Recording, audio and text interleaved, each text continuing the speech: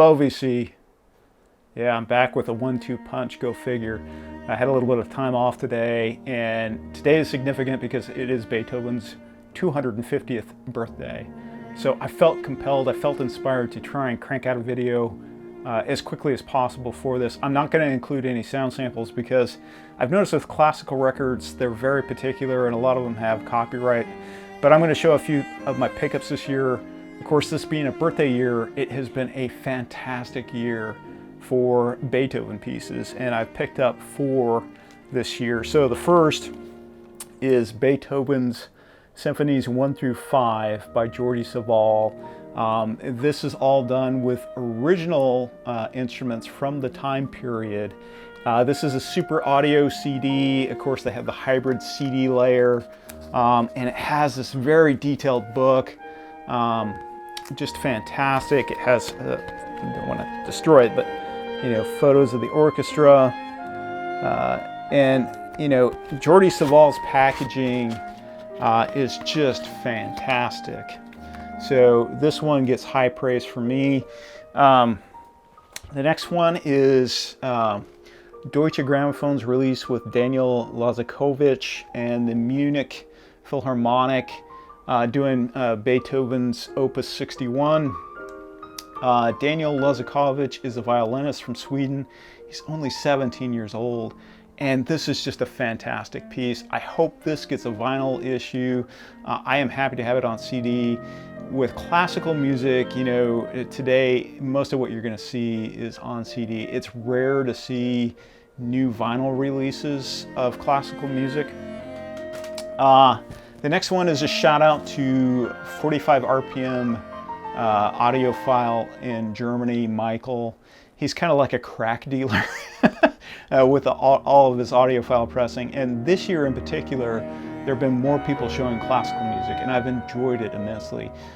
Previous to this, you had a few people showing records. Poetry on Plastic is great. Of course, he is really kind of a go-to source for classical records, but Michael, 45 RPM audiophile, got me to pull the trigger on this.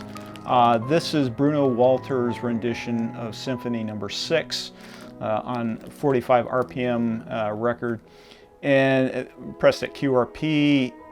This is just fantastic. This is the version of Symphony No. 6 to own. It's been done a dozen times. I can't recommend it enough. Of course, you got the beautiful Tone Poet style packaging. If you see these from Analog Productions, definitely snap them up. They are worth every penny. Now, the last item I have to show for you was a new release for, I want to say for the 250th birthday.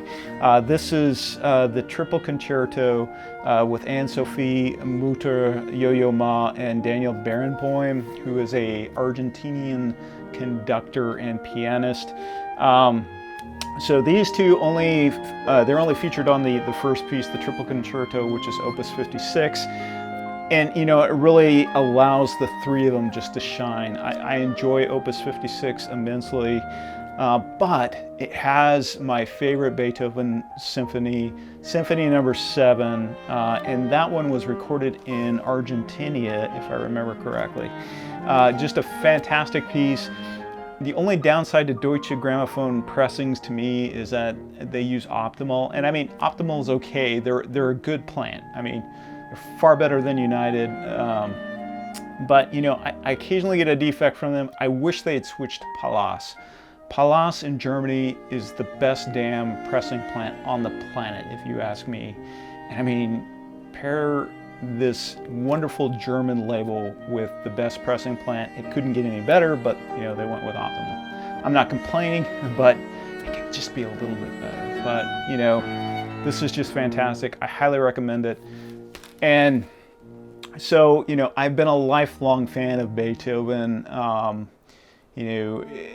Today, if you put me on a deserted island, Beethoven would be with me, all of his 9 symphonies. Are you guys a Beethoven fan? Are you not a classical music fan? shoot me a comment down below. I know I don't talk about classical music so much, but you know, I do collect classical music, not to the extent like jazz and rock, but yes, I do listen to classical and I do enjoy it. So shoot me a comment down below. I'm hoping to get out best of 2020 video before the year's out, but if I don't, it might come out a little while afterwards. But anyway, if I don't do a video before Christmas or New Year's, happy holidays, and I'll catch you next time.